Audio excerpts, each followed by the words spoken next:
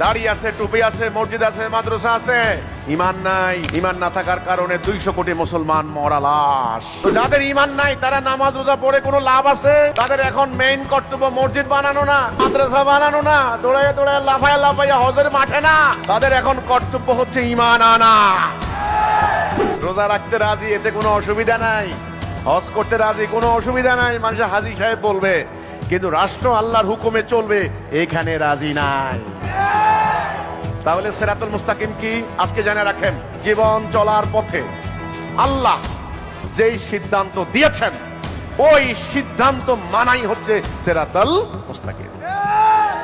ইবলিস আপনাকে ইলম হাসিল করতে বাধা দিবে না, ইবলিস সিরাতুল মুস্তাকিম থেকে সরাই দিবে, আর কিচ্ছু করবে না। বলবে চোরের শাস্তি হাত কাটা। আচ্ছা থাক, এটা কোরআনে আছে, এটা তোরা মুসলমানরা এটা বিশ্বাস করস, অসুবিধা নাই, এটা ঠিক আছে, আল্লাহর সিদ্ধান্ত ঠিক আছে, আল্লাহ ভালো, আল্লাহ ভালো ন্যায় বিচারক, ওনার হাত কাটার এই সিদ্ধান্ত ঠিক আছে। কিন্তু আধুনিক যুগে এই আইনটা চলে না। আধুনিক যুগে চোরেরে এই জেলে দিয়া দে বাস। ইবলিস কি করলো? আস্তে আল্লাহর সিদ্ধান্তটা থেকে সরাই দিল। এটাই রাসূলুল্লাহ বলেছেন, মরুভূমির মধ্যে সোজা রেখা টেনে ডাইনে বামে, ওগুলো ইবলিস শয়তান, তোমরা ওইদিকে যাবে না, ঠিক আল্লাহর দেওয়ার সিদ্ধান্তের মধ্যে কায়েম থাকবা। আমরা কি আল্লাহর সিদ্ধান্তের মধ্যে আছি? যারা আল্লাহর সিদ্ধান্তের মধ্যে থাকে না তাদের কি ঈমান আছে? তো যাদের ঈমান নাই তারা নামাজ রোজা পড়ে কোনো লাভ আছে? লাভ নাই।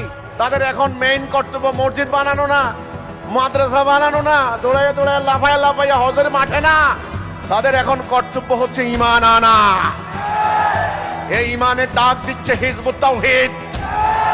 এই ঈমান হারিয়ে গিয়েছে, এই তাওহীদ হারিয়ে গিয়েছে। যে ঈমান ইসলামের ভিত্তি। একটা মানুষের শরীরে যদি প্রাণ না থাকে, হাত আছে, পা আছে, মাথা আছে, সব আছে, প্রাণ নাই, এটা মরা। এই ফ্যানের ডানা আছে, চাকা আছে, কয়েল আছে, বিদ্যুৎ নাই, তাহলে এই উদ্দেশ্যে, যেই উদ্দেশ্যে ফ্যান বাতাস দিবে সেটা দিয়ে হবে না।